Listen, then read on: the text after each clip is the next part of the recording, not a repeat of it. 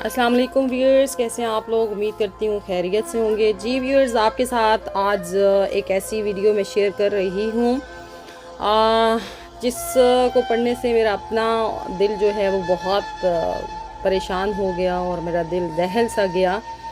तो आपके साथ ये वीडियो इसलिए शेयर कर रहे हैं कि खुदारा अपनी औलादों की जो है वो ज़रूर तरबियत करें ताकि आखिरी वक्त में जो है आपकी औलादें आपके साथ ऐसा ना करें। तो हम लोग वीडियो शुरू करते हैं। जी, अब्दुल सत्तार ऐदी को कौन नहीं जानता। उन मरहूम से एक इंटरव्यू में पूछा गया कि आपने हज़ारों मैयतें दफनाई, कभी किसी मैयत की बिगड़ी हालत देखकर रोना आया।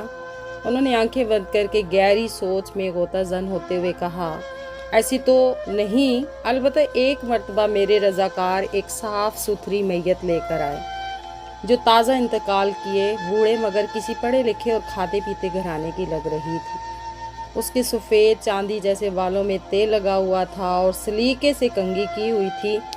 धोबी के धुले हुए सफ़ेद उजले कलफ लगे सूट में उसकी शख्सियत जो है वो बड़ी बावकार लग रही थी, मगर थी वो अब सिर्फ एक मैयत। ऐदी साहब फिर कुछ सोचते हुए गोया हुए, हमारे पास रोज़ाना कई मैयतें लाई जाती हैं, मगर ऐसी मैयत जो अपने नक्श छोड़ जाए कम ही आती हैं।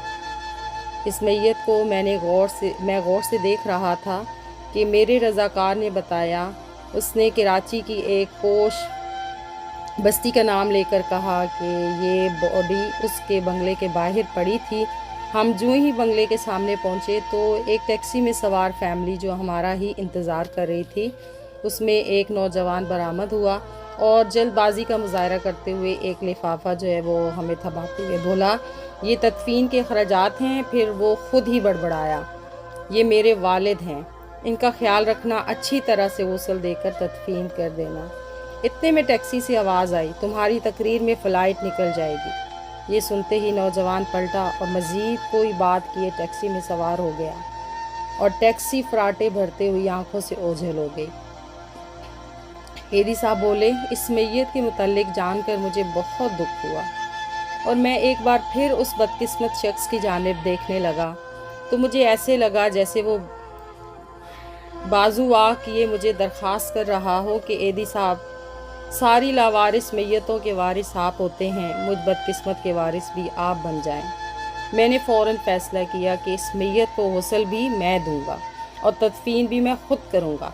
फिर जो ही गुस्ल देने लगा तो इस उजले जिस्म को देखकर मैं सोच में पड़ गया कि जो शख्स अपनी ज़िंदगी में इस कदर मोतबर और हसास होगा, उसने अपनी औलाद की परवरिश में क्या नाज़ो नाम न उठाए होंगे। मगर बेटे के पास तदफीन का वक्त भी न था। उसे बाप को कब्र में उतारने से ज़्यादा फ़्लाइट निकल जाने की फ़िक्र थी और यूं इस मैयत को गुस्ल देते हुए मेरे आंसू छलक पड़े। फिर वो अपने कंधे पर रखे कपड़े से आंसू पूंछते हुए बोले, इस दिन मैं इंसानियत की डूबती नैया पर रो पड़ा कि काश कि हम अपने औलादों की ऐशो इशरत की बजाय बेहतर तालीम और तरबियत पर ज़्यादा फोकस करें। जी व्यूअर्स, तो इस वाक़े से हमें पता चलता है कि हम अपनी औलादों को दुनिया जहान की हर सहूलियात, हर ख्वाहिश उनकी पूरी करते हैं, हर चीज़ उनके सामने ला कर रख देते हैं, लेकिन उनमें तरबियत की कमी रह जाती है।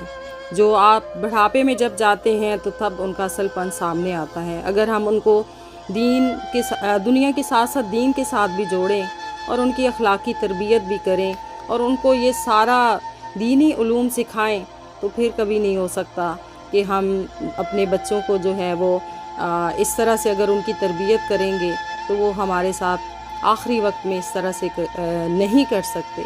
उनके दिल में जब हम अल्लाह ताला का खौफ पैदा करेंगे, तकवा पैदा करेंगे, तो फिर कभी ऐसा नहीं हो सकता कि वो अपने वालिदैन के साथ इस तरह का बिहेव करेंगे। अल्लाह ताला सब औलादों को नेक और साले बनाए और अल्लाह ताला से दुआ है कि अपने इस दौर में जब ये बच्चे हमारे हाथों में हैं, उनकी अच्छी तरबियत करने में अल्लाह पाक हमारी मदद फरमाएं ताकि हम उनको अच्छा बेहतरीन इंसान और बेहतरीन मुसलमान बना सकें। बहुत शुक्रिया, जज़ाकल्लाह।